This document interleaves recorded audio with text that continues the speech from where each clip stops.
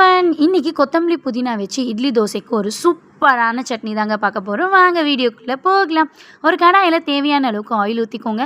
Oil காஞ்சதும் ஒரு table spoon போல் உளுத்தம்பருப்பு ஆட் பண்ணிக்கோங்க. உளுத்தம்பருப்பு பொன்னிறமாக வதங்கினோடனே ஒரு 4 to 5 பல் பூண்டு சேர்த்துக்கோங்க. பூண்டு வதக்கிட்டோடனே நம்ம கட் பண்ணி வச்சுருக்க வெங்காயத்தை இதில் ஆட் பண்ணிக்கலாம். நீங்கள் வெங்காயம் எத்தனை எடுக்கிறீங்களோ அதே ஈக்குவல் குவான்டிட்டியில் தக்காளி எடுத்துக்கோங்க.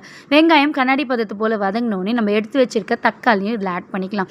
காரத்துக்காக காஞ்ச மிளகா அண்ட் புளி இது ரெண்டுமே ஆட் பண்ணி நல்லா வதக்கிக்கோங்க. காரத்துக்கு ஏற்ற மாதிரி நீங்கள் காஞ்ச மிளகா ஆட் பண்ணிக்கலாம். இங்கே யுஏஇயில் 1லேருந்து 2 ஆட் பண்ணாவே ரொம்ப காரமாக இருக்கும். நான் அதனால தான் 1 ஆட் பண்ணியிருக்கேன். இப்போ நம்ம வாஷ் பண்ணி எடுத்து வச்சுருக்க புதினா சேர்த்துக்கலாம் அண்டு கொத்தமல்லியும் ஆட் பண்ணிக்கலாம். இது எல்லாத்தையும் ஆட் பண்ணிட்டோன்னே எண்ணெயில் நல்லா டீப் ஃப்ரை பண்ணிக்கோங்க.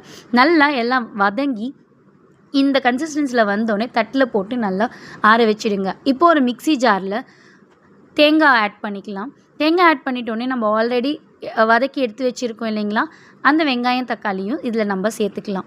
இப்போது இந்த ரெசிபிக்கு தேவையான சால்ட்டையும் நம்ம ஆட் பண்ணிவிட்டு நல்லா ஃபைன் பேஸ்ட்டாக அரைச்சி எடுத்தோன்னா இட்லி தோசைக்கு சூப்பரான ஒரு சட்னிங்க. கண்டிப்பாக ட்ரை பண்ணி பாருங்கள். இப்போ நான் கடுகு உளுத்தம் பருப்பு போட்டு தாளிச்சும் எடுத்தாச்சு. இந்த வீடியோ உங்களுக்கு பிடிச்சிருந்தா லைக் பண்ணுங்கள், ஷேர் பண்ணுங்கள், சப்ஸ்கிரைப் பண்ணுங்கள். அன்பை சமைப்போம் அனைவருக்கும் பார்க்குறோம். டாடா பாய்.